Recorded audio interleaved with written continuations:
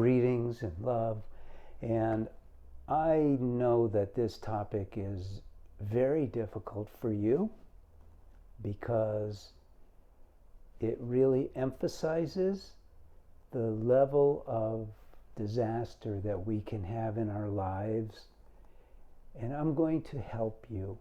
My name is Paul Friedman. I'm the founder of the Marriage Foundation, and the Marriage Foundation has been helping people like yourself for nearly 23 years. And we've saved thousands and thousands of marriages where the wife has thought, it's over. How could it be okay now? The topic is, why does a married man fall in love with another woman? I can tell you why. But you may take it the wrong way now. You may say, oh, why would he rub it in my face? Why would he tell me it's my fault? And so I'm not going to tell you it's your fault. I'm not going to go through what is happening for him, how it's possible for him to, quote unquote, fall in love, which, by the way, chances are he hasn't. I want to tell you that as long as he's still living with you, especially if you have children together, you have the upper hand in this situation if you want it. Now, some women become so infuriated and so, how shall I put this, so taken aback that their husband would break his vows and totally disregard you and your children and do this, that until they get a little bit more of an objective perspective, there's not much we can do to help. We can agree with you that what he did was horrible, but we can't agree with you that he's an evil person.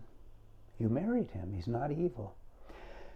But in your marriage, when you got married, and this is so true, we're not taught hardly anything about marriage that is truthful. Where did we learn about marriage? We watch sitcoms on TV. We watch movies. We read novels. We see articles in magazines. And they're all wrong. Wrong. Case in point. Why do we get married in the first place? You may say, well, I fell in love. I thought he was different. Well, you fell in love. Now let's put a depth to this. You fell in love with your soulmate. He was the right man. But what did you do? What did he do?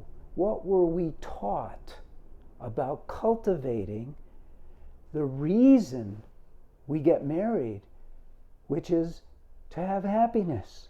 We get married to be happy, and then we don't do anything to create happiness.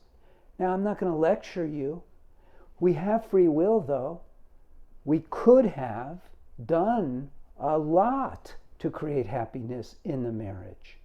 We could have done a lot to cultivate the love that exists between you when you first got together.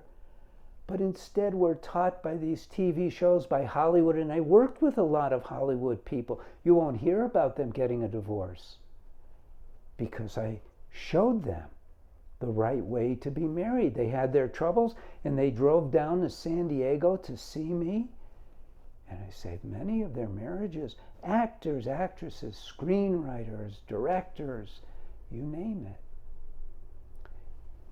We're all smart, but if we're not shown, it doesn't occur to us. I'm the same way. I was a divorce mediator over 23 years ago. That's how I got into this, because a couple asked me to help them with their marriage.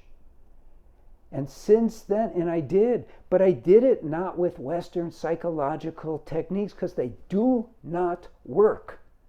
You can't analyze your marriage back into happiness. Can't be done. You can't fix the things that are showing up and have your marriage become like the night of your wedding. But you can learn about marriage. You can learn about what to do and what not to do. And you probably can resurrect your marriage. And I'm not speaking theoretically. I'm speaking from the experience we have of thousands using our courses, using our books, but you need the course. If your marriage is already at the point where your husband has these deep feelings for someone else, and I'm going to put it in a different context. Have you ever been out, depending on the climate you live in, maybe a cold climate where it's so cold, and you go in someplace and it's warm and it's such a relief? Could be the other way. You live in a hot climate and you go in where there's AC and it's such a relief. You know your marriage has been hard for both of you. Because he didn't just one day decide, oh, I love her. No. Your marriage was not producing for either of you. But he made the move. He made the move. Maybe you would have made the move had your morality not prevented you, or the occasion, if the occasion came up, who knows? But your marriage was not great, wasn't even good. Forgive him. It's not our place to judge, even when it impacts us. His falling in love with her is not directly about you. He didn't do it because he hates you. And so we want your marriage to come back. And it's possible. Now, is it easy? No, it is not. We have had people who have been taking the course for over a year, or even longer sometimes, and they go, things have totally turned around, but he still sees her from time to time. We get that. We can't tell these ladies, these wives, hang in there.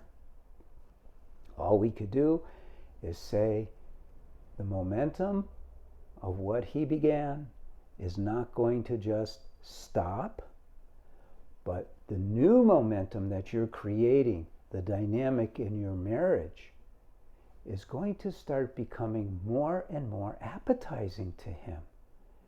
And it's happened all the time where husbands come back more than they were before. All the time. You want a percentage? It won't matter to you because there's so many variables. But a lot, way over 90% of the time, these particular problems turn around. And there's a lot of reasons why they will turn around. It's easier to fall in love with someone you're not living with. I mean, isn't it? Come on. You meet up, you have a good time, you have sex. You have sex, and you don't have any of the day-to-day worries. So it's easier. But the mind is telling him, his mind is telling him, oh yeah, this is going to be great. Some men go all the way. They end up leaving their wives and their children, they get married, and then they suffer again. Because until you learn how to be married, and that's what we do with our course. We teach people how to be married, but more importantly, how to behave, and still more importantly, how to control the mind so that you can eradicate all of the negativity, and even more importantly, how to cultivate the love that is in your heart that has not taken place in your marriage. It doesn't just happen, not in this world. Maybe there's other worlds, God, tell us about it, where it's easy to be in love. It's easy to feel love, to not worry about what's going on, not get angry, not get jealous, not be critical. Not on this planet. So we can have it all. in the marriage that you have now. And what I would suggest to you is this. Think of this, and don't take this as my minimizing. I'm not. Take it as a wake-up call that there was something here for you to learn, and not to make you a more thick-skinned person, but a more loving person. That's the lesson to be learned here. And I'm not just talking like some Facebook philosopher. We have practical reality on our side. So that's my suggestion. Take a look, go to our website, see what we have to offer. If you wish, you could write to our counselors. It's a free service that we offer. You should, if you want, you might subscribe to this channel, get an idea of how we approach marriage so differently. You know, we train marriage counselors too. It's not this vast, complex thing like in Western psychology. It's all based in love, based in controlling our own mind, based on seeking harmony, seeking happiness. And it's a very different world for us at the Marriage Foundation, and it could be your world too. I'm Paul Friedman. I founded the Marriage Foundation. I hope you like this video. My prayers are with you. Right now as I speak, I open my heart to you, that God comforts you and helps guide you on the right path for you. God bless you, and take care.